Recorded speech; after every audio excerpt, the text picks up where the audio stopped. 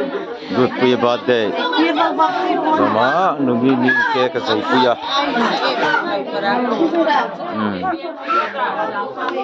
A happy birthday ring ber ni hai no pang chu hi apalal ma. Ani. No pang kon kan hem birthday min no pui tu te chunga kan balom em. Kai. Lom le mai. Birthday lom tu te. So chiran ai bok do no ni ti hian. Te hi anuram ha ki apiram ha ki ko lo tel ve a kan lom tu ka ring. Kume birthday tu kha. Compliment.